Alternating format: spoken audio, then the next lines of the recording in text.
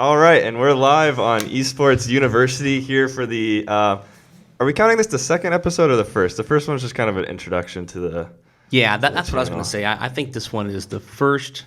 This is the first full episode. The other one was just a teaser, if you will. I like that. Okay, so episode number 1 of Esports University.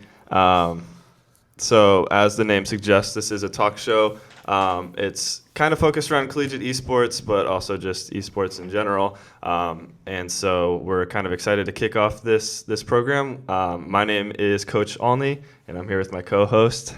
And I'm Adam Kaler. I'm the operation director for the esports program. And we're located at Ottawa University in Kansas. And like he said, we run the esports program here. Mm-hmm. So to get started, we kind of just like to figure out what's going on in your life, Adam. Well, so we I think this is a great way to segue to. We've been talking about kind of things that we've been doing, and so we talked about having something we like to call watch, listen, and play. What's things that we've kind of been doing in our personal lives this week. So I can start that off. So I've been watching Royals baseball. So the Royals are on fire on the second. Okay. As the start of the second half of the season. After the All-Star break, I looked it up today. They were 8-3. So all the young kids coming up from the farm system, it's awesome. So I've been trying to make a note of saying traditional sports as opposed to just sports, because now we live in the world of traditional sports and esports. So I'm trying to train my brain on that. Yeah, we all know which one's more superior, but well, that's why we're here. So. Is baseball your favorite traditional sport to watch? Probably football. Being a child of the 90s here in eastern Kansas. That's right. You were born and raised in Kansas, huh? Yeah. I'm born and raised about 30 miles south of Ottawa, and so the Chiefs were like a cultural phenomenon. Marty Schottenheimer, Marty Ball. It was just you couldn't escape it as a child. It was awesome. I wasn't that big of a sports fan until the Chiefs traded for Joe Montana in like 1993. It's like, hey, this seems like a really big deal. Everybody's talking about it, and I watched one game and I was sucked in. There you go. That's a name I recognize. There you go. I don't keep tabs too much on traditional sports. I enjoy watching it. Like I enjoy just competition. So I like especially going to like professional games and stuff like that. I think it's fun. I don't particularly pick sides, or I just always want it to be a good game and whatnot. It's great. The best thing about going to pro sports events is the atmosphere, and that's one thing I'll say about the Kansas City area. Kauffman Stadium is a great place to go to watch a baseball game. Arrowhead, of course, is just about one of the best. And sporting, you can't forget sporting Kansas City. The Children's Mercy Park, I think is what it's called, up in the Legends area on the west side of KCK. It's a great place to watch soccer. I've been to different events there. It's way fun. Yeah, it does sound fun. But I have no idea what's happening in soccer. But it looks super interesting. Yeah, the women's soccer was all over the news. That was awesome. Yeah. Cool. So watch, listen, play. So you've been watching that. What have you been listening to? Man, so this is, we're here for esports, so this is kind of nerdy anyway, right? So I play guitar in a country band. So I'm filling in for a buddy for his band, and so I've been listening to all these country songs, and they primarily do 60s and 70s and early 80s country. So you have a gig coming up or something? We're playing this weekend at a lake in Mound City, Kansas. So it's rather country, but that sounds cool. Yes, it is. Yes, it is. Yeah, I'll have to buy like a pearl snap shirt and boots, I think. So, cool. So, and I've been playing Bloodstained: Curse of the Moon on the Switch. I'm a sucker for old school 2D side scrollers, and it's the guy who made Castlevania. So I'm like, I gotta get back into gaming a little bit, and that was a great way for me to transition. That's awesome. Yeah. So what I've been watching? Actually, so I don't know how much of this you'll relate to. So randomly, and I know I'm not the only one because I've seen a lot of these comments, on my YouTube recommended a lot of old school Call of Duty Black Ops 2 gameplay has been recommended to me, specifically Nadeshot's Road to Masters Division.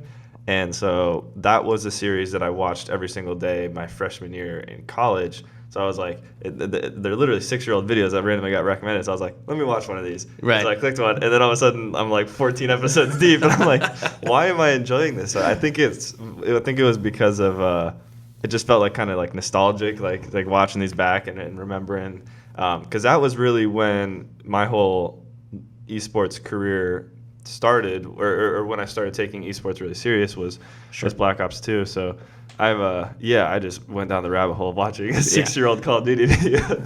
So there's two takeaways I have from that. I think first of all, how cool is it that we can say we actually have nostalgia from the platform YouTube or any kind of social media platform. That's cool. We actually are at the point now where we can say, oh, I remember back in the day when we watched, for me to be Game Sack, right? It used to be one of those like Let's Play kind of things from old consoles and stuff. And then I think that there's a lot of attention, Blizzard and Riot today for those developers, and rightfully so. They do a great job. They have great games they put out, but to ignore the legacy that Call of Duty has upon the esports scene right now and the impact it's had on the market would be foolish. It was such a big deal, especially in North America. Obviously in Korea and other places, esports took off quicker with like StarCraft and League and stuff like that. And League was always huge in North America. But early days of competition, MLG led it with I suppose Halo and Call of Duty, and that was what really got the major interest in North America and made kids get out of their house and go play competitions and stuff like that. Yeah, I agree. So yeah, for sure. So that's what I've been watching. Listening. Awesome. I've been trying to dive into more podcasts about esports and talk shows within esports, obviously. Getting into this. Speaking of Nate Shot, he has a new podcast called Self-Made, where he brings on people that have made a very good living off of video games. It's more of a entrepreneurial business mindset from the esports side of things, which is right up my alley. So that's really cool. Sure. And then there's a show on YouTube called what is it? Esports Talk, I think is all it's called. And they summarize just news and things that are going on. So I like to listen to that in the morning and figure out what's going on in the esports world. I think I saw that. I think you sent me a link to the Nate Shot, one of his videos that he did. Yeah, I think the first self-made one I sent or something. Yeah. Oh, maybe. Yeah, that was a fascinating listen to kind of get. I mean, I've listened to podcasts for years, but in terms of like the esports world and traditional sports podcasts, I almost let it slip. So so to kind of get an idea of how these are formatted, so that was really helpful. And I watched that one, and I didn't know all that much about her. Like I've seen her on stuff, like she's obviously popular, but it was really interesting hearing her side of how she got involved in everything too. Oh yeah, from the very first stages of the platform. Yeah, so, and really hear about all those dead platforms that aren't around anymore. The people were sharing sites on. So pretty interesting. So what I've been listening. So what I've been playing, I've definitely been playing a lot of TFT, Team Fight Tactics, which is the new game mode on League of Legends. Cool. So here's a good story. So they just put out the ranked version. So it's still in beta. They're letting us try it out, and then they introduced their ranked platform. When I was in the airport in Harrisburg, so I was there all day. So I'm like, I'm just gonna grind out some of this stuff. So I hop into my first ranked game. 5 minutes in, internet cuts out because I'm in the airport. And I'm like, okay, great. So I'm like trying to fix it. I get it back on. I get into the game. Didn't realize that my battery was low. I was already way behind because I missed like 3 minutes of it, and then my battery died, so I missed out on that game. So then I had to charge my battery, turned it on, opened up it, and I'm in like Iron 2. I'm like, well, I missed one game, and I'm like, jeez. So now I gotta grind my way back up that ladder. But that game's been fun. A lot of people have. I think for the majority of people, they're enjoying it. There's some mixed feelings about it and if it'll actually become an esport and things like that. But gotcha. So I didn't realize that TFT was an offshoot of League. This is, I guess, showing my ignorance here, but I thought it was a whole different game. So it's like a different mode or mod or something. It's a different. So you download League and it's like a different game mode within League. So it uses the League characters, but it's played completely different. It's like a card game. More or less. So you shuffle cards and you pick certain cards, and then that's how you play. But the cards are based off characters in League, so it's kind of an offshoot. It's sort of like how Hearthstone takes characters from other games. Oh, okay. But it's on the League server platform. Makes sense. Yeah. Cool. Thanks for sharing, man. That's awesome. We'll have to play. I think it'd be fun to get some. It's an 8-person game, so we could definitely get some games going here. Yeah. There's a bunch of that stuff that I've downloaded. I'm working to get into. So I'm trying to get I have twin 8-year-old sons, and they're getting pretty big into gaming, Smash Brothers, that kind of thing. So Gotcha. I'm trying to get them positioned over to a little more of these traditional esports platforms. Yeah, you try to get little esports stars out of them. Right. They also play Pokemon, so I don't know what I'm going to do with that. So we'll figure it out. Yeah, there's a platform for it. Cool, man. So as far as what's going on in the collegiate esports world, we just wrapped up the second National Association of Collegiate Esports Convention. So I went out to that. That was this past week. So we'll dive into that a little bit more in the main section of this. But a couple of the cool takeaways I got from it was at that convention there was over 100 universities represented by someone that don't currently have an esports program. Wow. So that shows the growth that the scene is seeing, that 100 people are paying. And historically, a lot of those programs start up within the next year or two. So there's at least 100 programs and schools out there that are heavily considering adding esports for next year, which is really cool. Yeah, sure. And there was, I think, 98 industry representatives there, just meaning people from companies in the area that are either in esports or trying to figure out more about esports or trying to get involved. And so that's obviously really important because it takes industries and sponsors and that sort of thing to grow this. So to see that many people as compared to last year when there was like 2. Yeah, and that's what I was going to say. So my first official esports event was last year, going to the NACE conference for OU. And we were in that exact boat of that we really want to do this. We don't know how. We don't know what's required. So they sent me down there and a couple of the folks here to kind of learn more about the process and how everything goes. And the coolest thing to me is how the conference itself has grown. So last year, I want to say there's maybe 50 or 60 schools. That's kind of a guess, but that was total. That was whether they've done esports, and a lot of the ones that were doing esports, we found that I'd go and talk to the coach. He goes, "Oh, I'm the coach for the esports team. I'm also the weight training coach, or I'm also the librarian, or I'm also the IT guy." Mm-hmm. So there's a lot of duplication duty, which, as we all know, within small colleges, that's very, very common. So, but they kind of push folks to have more full-time representation for esports, which I think was a great message to get across to people. So for the schools who already had teams set up with a number of students are already playing, to kind of transition those folks who are helping into that full-time role, and folks who hadn't got into it, like OU, like us, to really find someone. And we have Coach Connor now, so that's awesome. So that was kind of the start of that whole process. And then for vendors, I think there was like 6 last year. So that's the coolest part, is that we see NACE reaching out to vendors to make those partnerships. A lot of our partnerships with the vendors that we've selected for our esports arena have come from those very conversations. So stuff that happened that week or that weekend last year. So to see more companies involved with it and colleges, universities involved with it, I think this is really cool and really emblematic of the growth within the college space. Yeah, absolutely. I think I want to hit on what you're talking about with the pushing for full-time coaches, because I think that that's such a great message, and it's so important to push that, because it's easy for people to forget that this is a brand new scene for college. And so if you approach it with the sense of, hey, let's take someone, throw a couple hours into this and just see what happens, it's doing a huge injustice to the market, because when you're starting something, it needs fostering and a lot of attention. And if all of us were just like, we'll put a couple hours into this and see what happens, you're never going to see the full potential of it, because no one's putting in the time. So it's it's definitely made that shift. Like, being there this year, there is lots of us that are full-time just focus on esports, which is really cool, and that's what it takes to really foster this scene. So yeah, I agree. And it's kind of funny, if you go back 30, 40 years, it's kind of the same things happen within just any kind of technology space. So we're seeing now a lot of folks of an older generation that are just retiring as CIO or CTO of a university or kind of a medium-sized business.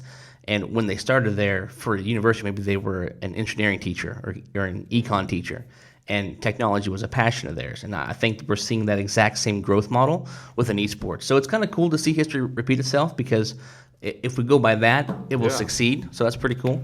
And one of the cool just moments I'll hit on real quick is so at the convention, they had a panel, and so we were at Harrisburg University. They were the national champions in Overwatch, and their president of their campus was on one of the panels talking about esports, and he got asked the esports question, and that dude knew his stuff. He was spitting out Twitch facts and statistics and viewership analysis and like all of this stuff. Like the guy that runs the university was on that panel. Possibly more knowledgeable than me about esports and stuff, and that's so awesome. That was really cool to see. To be that engaged, that's so cool. Yeah, so he really cared, and it shows. Very cool. So I think that's a good transition into going into the professional scene with the growth we're seeing in the college esports scene. Is obviously correlated to the professional scene, and one of the big announcements with the growth of the professional scene is 100 Thieves, the professional organization, announced that they just raised $35 million in their Series B funding, which is a huge dollar amount, and now values their company at $160 million. So yeah, I would like to hear your thoughts on that. Yeah, sure. So I think the just at this point we can call it the platform of 100 Thieves, or because I mean they're in apparel, they're in esports. They call themselves a lifestyle brand. Lifestyle brand. I think that's a perfect way to put it. So I didn't know a whole lot about them before you introduced them to me probably a couple months ago, and especially with the Series B funding, I did a lot of research last night, and I was surprised to see that majority stakeholders within the company is like Drake, Toronto Raptors superfan Drake, and Scooter Braun, the guy who discovered Justin Bieber. Like it was a random mix, but also it made perfect sense. And this Series B funding goes right along with that. And there's a lot of folks within that investment group that has made big waves in the tech scene before. And they obviously they all think that they've found a winner. And if you look at the analytics and the sales, and I mean it's definitely the key.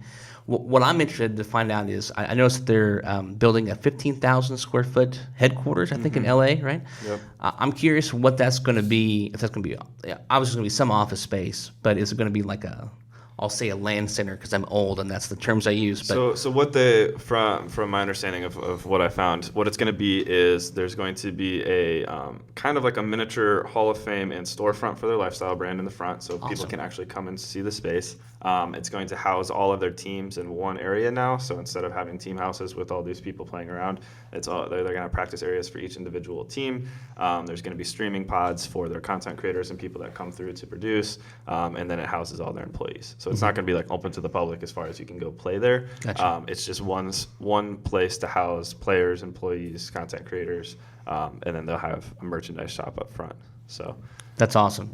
Yeah, that is a big deal. I keep going back to the Series B funding and the investment group and hedge funds and the folks who are getting involved with this from the mainstream side. It's fascinating, the growth pattern, and it's really cool. Yeah. I do think there's a lot of talk, and there was talk at the NACE convention about this esports bubble that has been kind of talking about where you do start to see these 100 million plus evaluations for these esports teams, and is it sustainable, and are they doing what they need to receive that high of evaluations for companies. And 100 Thieves is a great example of a company that is able to really grow an audience and utilize that audience to grow a business versus there's a lot of professional teams right now that are working on it. And I think 100 Thieves is setting the example as far as content creation and growing a brand for what these other programs need to be doing.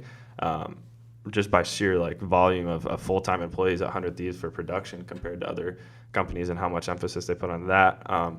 And it's also important to note that I'm pretty sure all of or maybe one professional esports organization is actually profitable at this point. They're all still very much in growth stages. Mm-hmm. But I think 100 Thieves is the closest, and they're definitely on their way to making a very, very successful company for the long term in this space. So sure. I think it's awesome, and I think it's a really great job by them. Yeah, one thing that we've talked about off the air, I guess I'll say before, is just in terms of with the growth of YouTube. What the difference to me is the bubble factor of a 100 Thieves compared to more .com busts in the past is the amount of analytics that goes into the viewership. So there's so many people who watch this content, and for better or for worse, we understand more about those viewers and their spending habits, and a lot of just the advertising and marketing things that goes with that.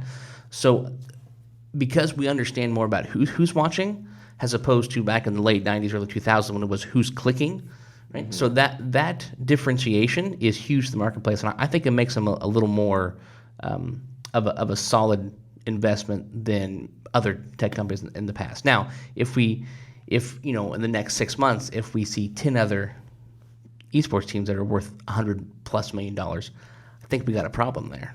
Yeah, it is interesting, and you do get, like, just being part of like the LCS or something, you get a lot of viewers and people to check you out and stuff. But I think it's the same difference that you see within the music industry and these, like, I think we might have talked about this, but these quote unquote like sound rappers compared to traditional rappers, and how you can have a rapper with 1 million followers who will consistently outsell a SoundCloud rapper with 10 million followers because the quality isn't there, and they're not truly fans. They're just, hey, I want to check out what this guy's doing. That's cool or whatever. I think you see that in esports. Like, these companies get a lot of followers because they're part of the space. So they're like, hey, this is kind of cool. Let's see what's going on. But then you have a company that actually engages them every week and that they check in to check on their videos and are really involved. And so on paper, you might have the same amount of followers on YouTube, but one of them is going to be a lot more successful business because they actually have the engaged audience. Absolutely.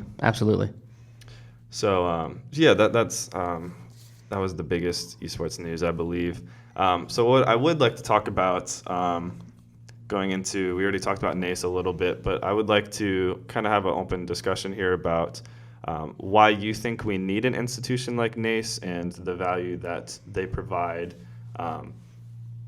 us being a member and the community in general. Sure. So I think NACE is important for a lot of reasons.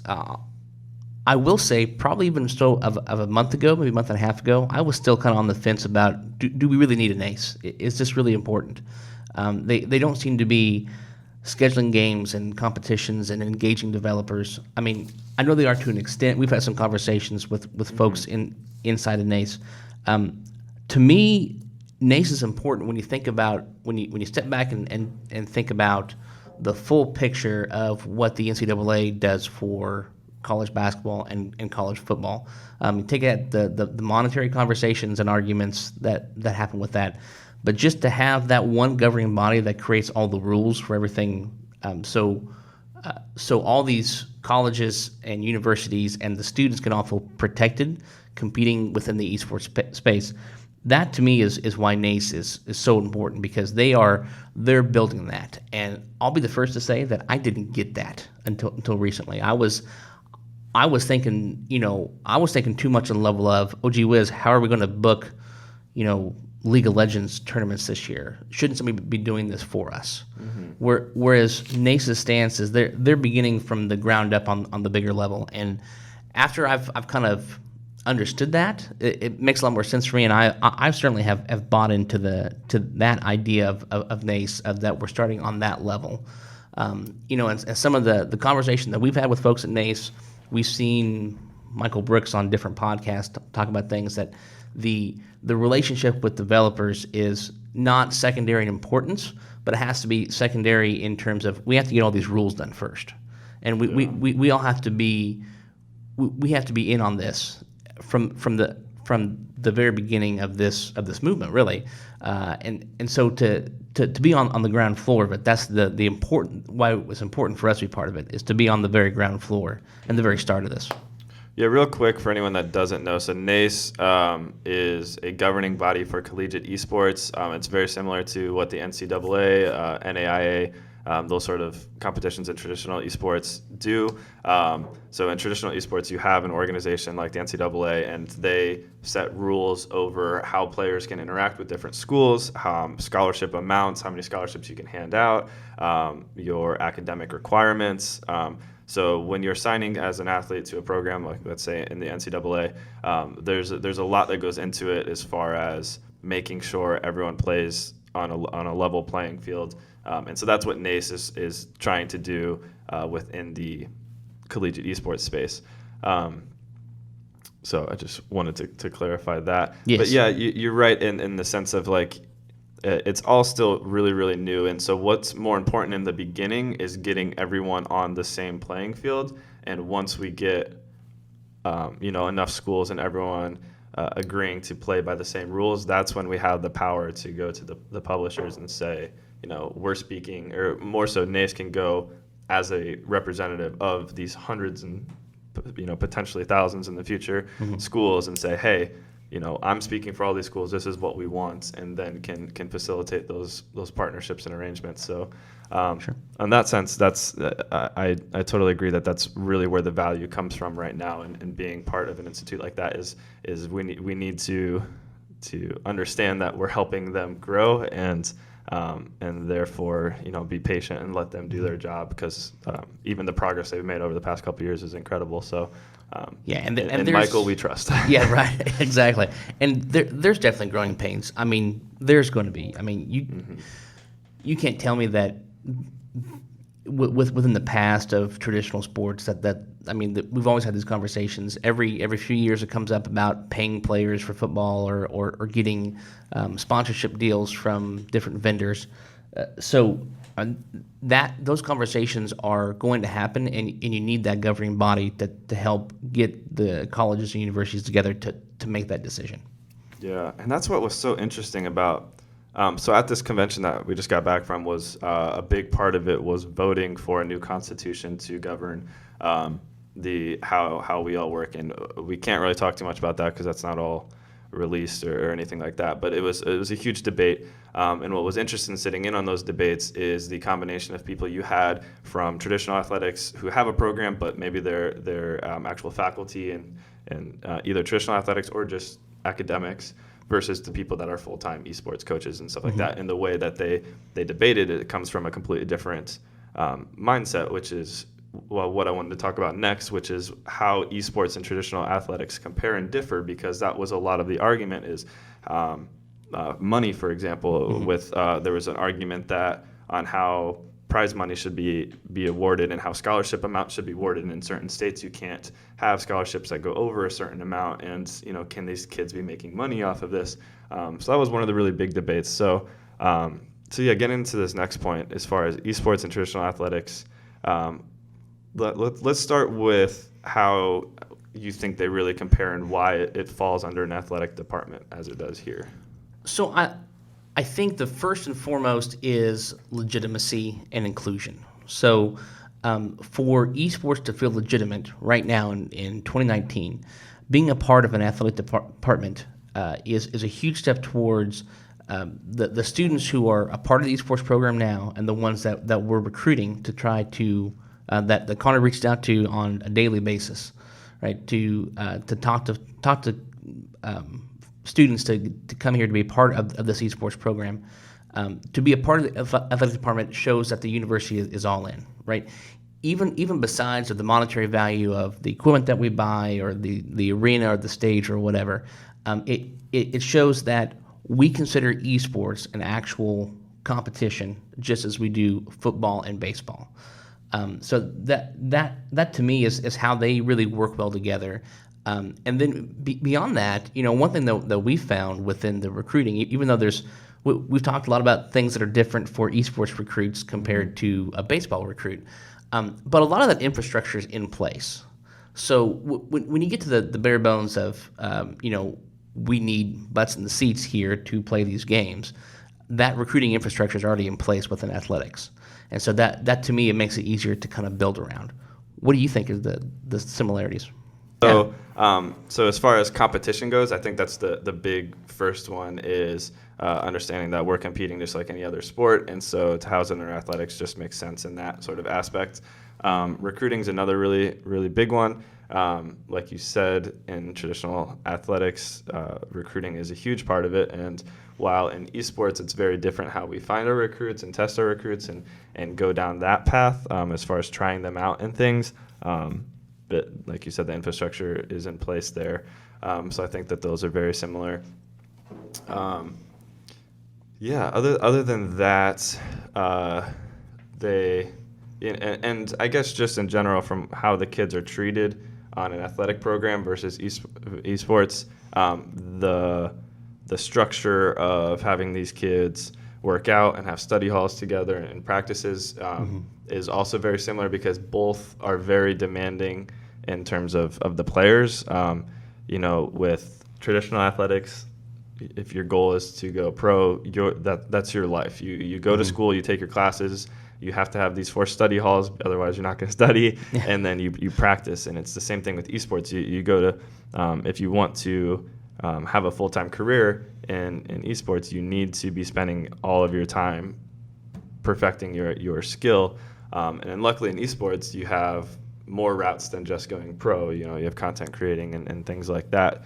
Sure. But it's going to take up all of your time. So having that structure in place and being treated just like every other athlete, that's this proven system of how you make a successful student and athlete, I think mimics into the esports world.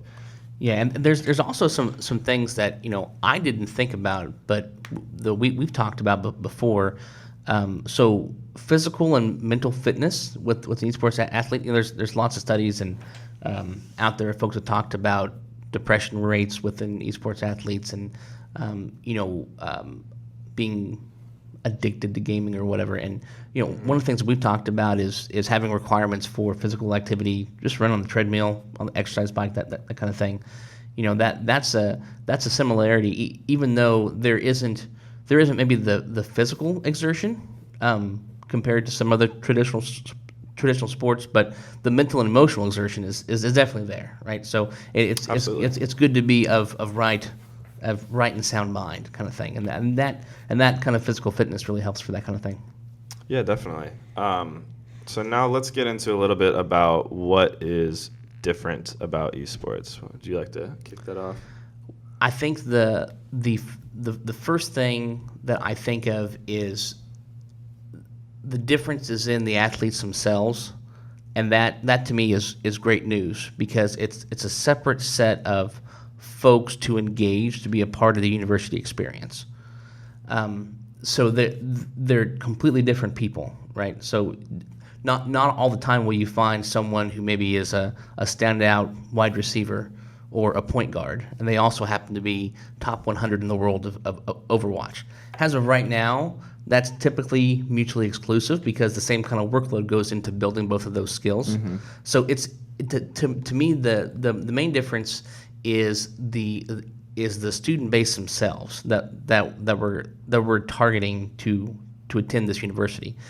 However, what we've kind of found is the way to not approach but market to those students is totally different, right? So one thing, while the recruiting infrastructure is there, one thing that I feel like that we've seen in your work in the recruiting field is that a lot of these folks, a lot of these students, these kids really are part of social media platforms that are specific to esports, and therefore to engage them on the platform, you have to talk to them where they live, kind of thing. Yeah. And so to engage them on that level in that way makes a lot more sense for an esports program than for you to go visit and watch an esports club after school play. Yeah. Right. So it's just, to me, the main difference is, or just even finding those esports clubs to go play. Even finding them. Yeah. Otherwise, we're driving to random small towns in eastern Right. Kansas asking if they've ever heard of League of Legends or Overwatch. So yeah, to me, that is the main takeaway. Is the difference is the type of athlete, but also the engagement. So it's the operational aspect once they're here. That's where the similarities take in terms of that process. Yeah, I mean, I think though, and it also shows progressive nature that traditional sports can take from esports and in particular programs that are taking advantage of social media and online. Whereas you can go to these clubs and places and practices and potentially the quality of player you find there is better, but maybe not. Whereas you can run $1,000 of ads online targeted at 18-year-olds who are interested in Overwatch or League and get over 100 applicants in a month like we did. very, very easily. And I don't think that that's completely exclusive to esports. I think that obviously with traditional athletics, there's different ways to test people. And in esports, we're lucky, and one of the big differences is that you're playing a video game that tracks everything you do. So as far as ability and tryouts and figuring out if a player is good or not, I can search your username and figure out the last 100 games you've played, how you've done, what you played, your role. So I can learn a lot about you with only knowing one sentence of information from you. Whereas with traditional athletics, with baseball or something, you have to go and watch them play and see how they pitch. And they're getting better. There's online tools that track that sort of stuff and wins and whatnot. But it's not, it's not nearly as in depth as video games. So that's a huge difference, and that is also, I think, what allows us to, where I can just run a random ad target at these kids, gather their usernames, and then be able to accurately figure out which of these kids I'm potentially interested in. So I think that's a huge difference. Sure. One thing I know we're talking about differences right now, but one thing that's similar is I talked about this in a class recently, actually. So we're talking about the differences of students coming to the university setting and the opportunity. It was an econ class I'm taking to finish my MBA, and so we're talking about the opportunity costs of and kind of what is not discrimination in terms of like negative, but how that process can be different. And to kind of dive into that a little bit, it's the idea if Auburn University is looking for one left tackle and two wide receivers, they're going to send more. They're going to put more emphasis on finding those wide receivers because we need more of them, right? So, and that's what's been interesting to me about, and what I've learned about, I think, in the past 3 or 4 months is you mentioned Halo earlier. So I played a lot of Halo in my college day, for sure, like Halo 1, Halo 2, Halo 3, for sure,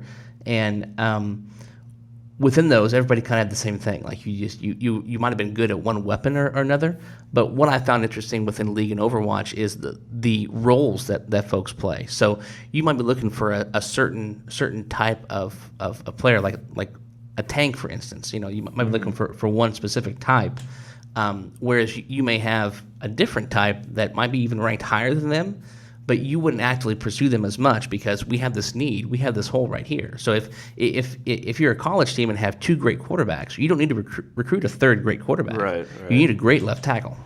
That is, yeah, you're right. That is definitely a similarity in things as far as how like recruiting going into next year. That's very close to how things are going to be approached. Whereas we were just kind of gathering our teams for this first year, but next year there's going to be very specific scholarships, a limited amount of scholarships for each role to make sure that we're filling those. And that's awesome. And then I mean, you've done a great job so far of just kind of diving in and learning about the character of these kids who come here and if they'll really fit. And then every year that'll just become more and more specific, and that's really cool. Yeah, and I don't know if we've talked about this, and I don't know what other programs are doing, but for us, figuring out how a kid's personality is going to fit into it is very, very important, especially with our emphasis on content creating.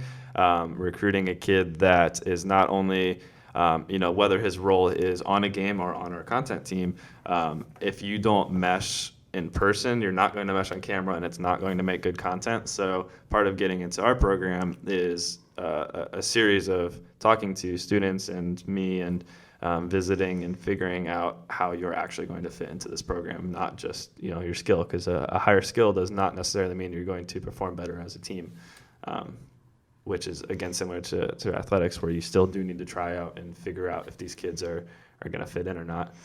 You do, but that in itself is also a difference because going back to the offensive line example, you need those 5 linemen to work cohesively, but they don't need to appear well on camera together and have good banter. We don't have to get that in depth. They just had to have the same kind of similar footwork. True. So the difference is those similarities and the kind of the charismatic differences and similarities that kind of play on and off each other, that we really double down on that within the esports world. Yeah. So I think that pretty much covers that. Yeah. I think the next, obviously, really, really big one that's different is money. Everybody loves money. So obviously, I guess for those of you that don't know, under NCAA guidelines in traditional athletics, as a college student, you cannot make money. That's a really big part of the NCAA. That was a really big debating topic when they were thinking about adding on esports, was how do we handle this money thing? Because esports athletes can make money off Twitch. They can make money off YouTube. They can go to weekend competitions and make money. There's a lot of opportunities, and not necessarily to make a ton of money, but literally even $10 off of a weekend tournament is banned in the NCAA. So that's a huge difference. And NACE, and why a company like NACE is good to have, is because they understand that, and they're not trying to attack the culture that we already have. Which is that you can make money as a college student playing video games. I think it's silly to try to ban that because it's so important, Well, yeah, and I think on that point also, a lot of the conversation is about marketing agreements for a college basketball player, right? So they can't go and get a shoe deal with Adidas or Nike or whomever. Whereas it's a very tangible benefit, but it's a very small amount of people who would actually qualify to do that. Within esports, there's no regulation, right? I mean, you can go on and be on Twitch, and you might only make $100 a month or $200 a month, but that opportunity is there for everybody. There isn't an opportunity for a backup point guard on a junior college team to get a shoe deal. Yeah. You bring up actually on the opposite side of it a good point, in the fact that when it does come to bringing in sponsors, though, there are competing interests, and another reason why I'm sure the NCAA does that is, like, for example, if your school has an Adidas contract and Nike approaches you, you can't take that deal because it's against their Adidas contract, and that will carry over into esports. So when we sign a sponsor to our esports program, our individual players can't go out and get a competing sponsor for their stream because they're benefiting from our sponsorship. But you see that in professional orgs as well, and that's a kind of a heated topic as far as when you're signed, a professional player signed to an esports organization, let's say it's represented by Red Bull, and G Fuel approaches you, you can't take that, and it could be $100,000 that you have to turn down because you're competing on that team. But obviously, there's a lot of different benefits. Speaking from our standpoint, being part of our program, you're getting a scholarship, you're getting access to our arena, and we're putting together the team for you. We're putting all the pieces in place. We're giving you viewers. So if you view it from that sense, the sponsor that's interested in you is probably only interested in you because of the foundation we laid. So as long as you're understanding of that, then there shouldn't be an issue there. But yeah, outside of that, money, if you are successful on Twitch, you're successful on YouTube, or you're just a really good player and can play in online tournaments or weekend tournaments and make money, there's no reason to limit that. And I think that's such a cool thing in esports is your ability to do that. So one thing I've thought about, where does the NCAA stand? And I'm kind of picking on the NCAA because they're kind of the white elephant in the room, right? They're kind of the big deal. But if they have I'll say quarterback for Oklahoma, Jalen Hurts, just transferred from Alabama. If he happens to be a really good Overwatch player and monetizes his Overwatch streams, does that count against his academic status? As of right now, it wouldn't, because the NCAA doesn't recognize esports as an athletic program. So it would be the same as him getting a job at Come and Go or whatever. He would be able to do that if the NCAA were to pass saying, hey, we're going to govern over esports, depending on how they sign that contract or why they turn that down, is those kids would have to be under that agreement. So yes, that player could not go online and make money through streaming or YouTube. And as time passes and we see both of the interest kind of merge, right? So when I was a kid, it was the jocks and nerds, and that stuff is definitely kind of melded together in terms of just mainstream culture of gaming being more part of mainstream culture. So I think as that merges more and more, we'll find maybe a generation or two down the road that it's very possible, like you had Charlie Ward in the 90s or Deion Sanders, who were like multi-sport superstars. that we may have a All-American first-team quarterback who is really good at League of Legends. That's something that that's what may really force the hand of the NCAA. And I mean, we see it here, with a lot of the athletes already on campus reaching out to me and wanting to be on our esports program, and though some of them are really, really good players. That's a good segue into our next point, though, here, Sure. which is how do you think esports and traditional athletics will interact over the next 5 years? In more particular, we've talked about the differences in comparisons, but what you were just mentioning is how do we think society will view these people? How do you think the teams will interact with each other, and how do you see it coming together more, or merging or coming apart? So I think it depends upon the institution. So I think that while right now, I think it's fair to say that a lot of the athletic departments are helping the esports departments get their start, because esports department is under the athletic department. We see a lot more of the physical training of the traditional sports athletes go toward more a technical route. I think a lot of that infrastructure and knowledge within the esports, the people who do the operational side of the esports things and make everything kind of work together, that will go right in stride with the traditional athletics folks. So I'm thinking like something as simple as like a golf simulator, right? So like instead of having to go out to if it's raining or if it's bad weather, you can't go out and hit balls off a tee. But if you have kind of like the thing that you see in Cabela's, where they have it's like an arcade game kind of, where you hit the balls into a screen. So if you have something with a little more exact science to that, I think if athletic departments embrace that, I think you'll see the two departments come together. However, and not that it's wrong if they don't, but if they don't, I actually think in the next 5-10 years, I think you'll see more of a split apart, because there are enough differences. Unless there's embracing of that technical side by the traditional athletic department, I think you'll see that kind of grow apart, because there is enough differences on the operational side. Yeah, that's what I was thinking as well. Is I think that I don't know how soon it'll be within 5 years. It probably will, but definitely within the next 10 years, I do think instead of esports being under an athletic department, I think you're going to have an esports department and an athletic department. I agree 100%. Yeah, simply because the demands from the back end of things is completely different. I get emails every day about NAIA stuff that 100% does not apply to me, that I don't have to do, but because I'm under athletics, we're all bunched into the same emails and Sure. things like that. So as far as how we're regulated, we're not regulated by the same people. Our needs as far as recruiting and coordinating events and matches and stuff is completely different.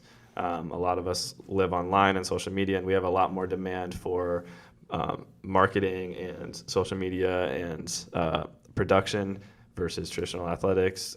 You have very different fields there.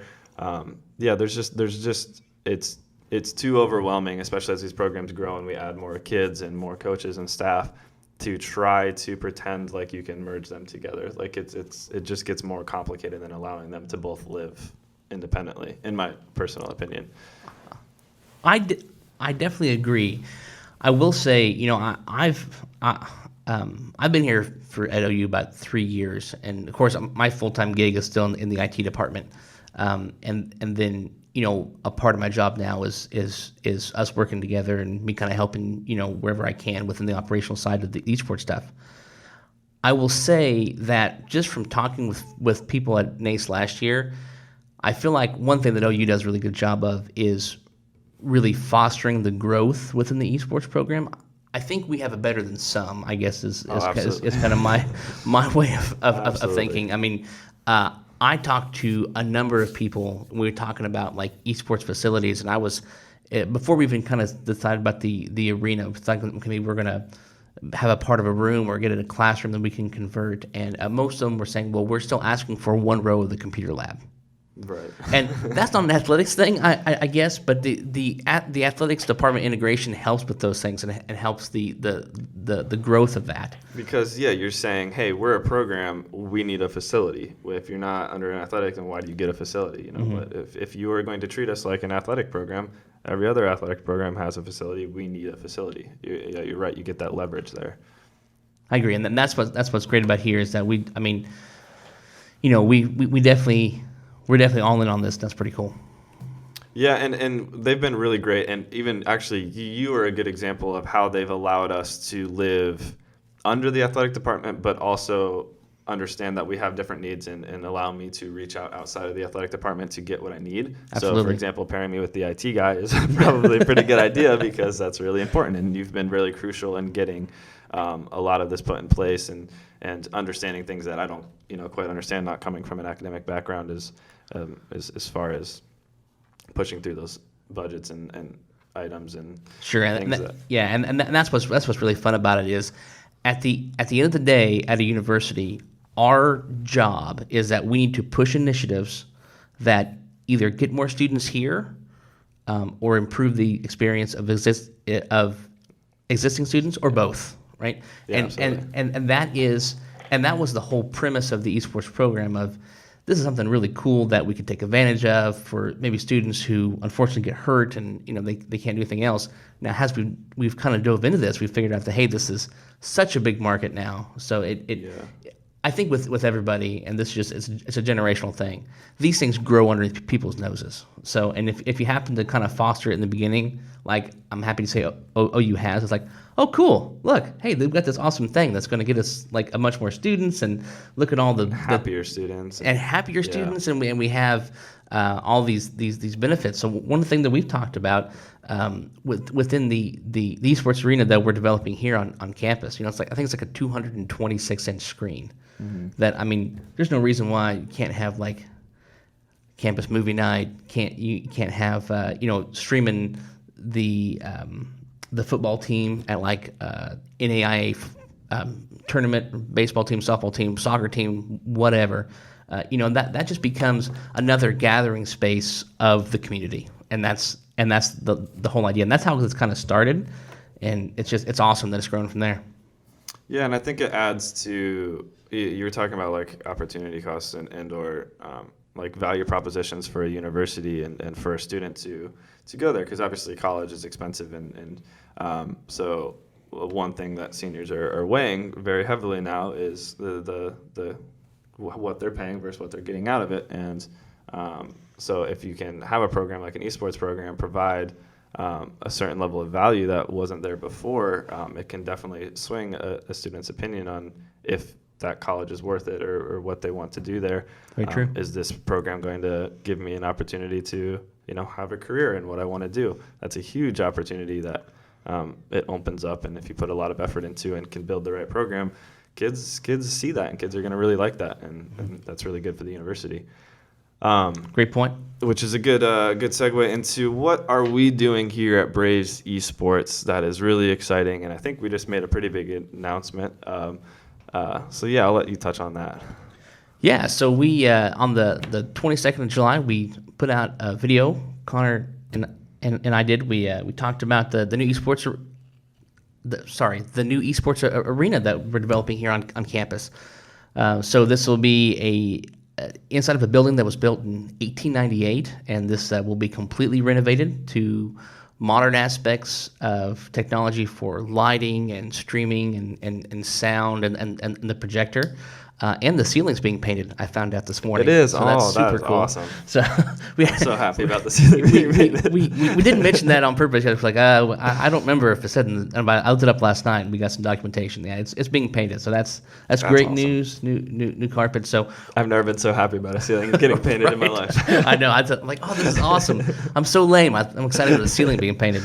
Well, one thing we didn't mention is the sound system that we're installing inside this thing. So I mentioned before that I've played in bands for years, and I'm kind of an audiophile, audio nerd kind of thing.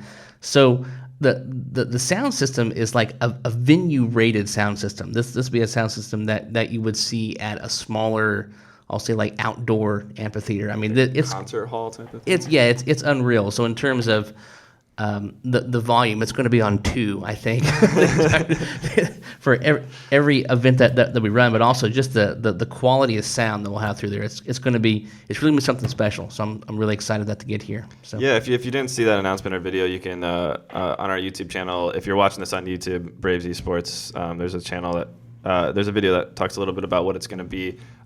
It's a 200-person spectator arena with the ability to host anything from a 1v1 to a 6v6 Overwatch competition, and all of it's 100% made for streaming and online production, which is actually fed into the building that we're in right now recording this. And speaking of construction, this is up next for what's getting renovated. So so we're actually in the recording studio section of our broadcast area, and so we will be, during the school year, transitioning to our broadcast room, which will be completely outfitted for a much higher level of production for this show. Kids are going to get credit to produce this show, which is going to be awesome, but that all should be under construction in like a week or so, I think. I think that's right. I think because the students getting credit and helping, that means Connor gets help, which is really exciting for editing and mixing and all that good stuff. So. Yeah, so we offer 3 courses here that are just add-ons to, and what we're really pushing for the esports program, which is, I'm totally blanking on it. Media production, audio production, and video production.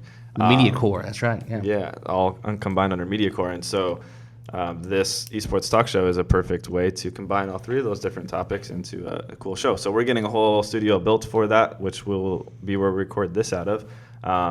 In the meantime, while this is under construction, though, we might need to find a new home to record the next couple episodes, because this is all getting updated. Yeah, and it's been nicer weather outside. We should have like an on location. That would be great. We can have like an IRL stream walking around campus, just talking about esports. Just talking about esports. I'll get stopped 15 times to ask to go fix a printer, but other than that, we'll be okay. Well, other than that, I think we're about in an hour here. I think this is a good place to cut this. I think that's a pretty solid first episode.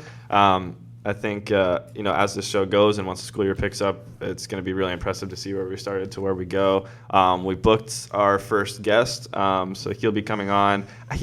We might wait to have him until the construction's done, but I'm pretty excited about that. We're going to have, and that's going to be a thing during the school year, and as we move on with this, is booking more guests to talk about insights in either college esports or just esports in general, gaining attention, followers, and just some of the cool stuff that's going on in the space that we think you guys care about. So make sure you hit the subscribe button or follow us on whatever platform you're listening to this on. And other than that, I think that's it. That's episode 1 wrapped up. Thanks, everybody. Thanks, Connor. Thanks for watching.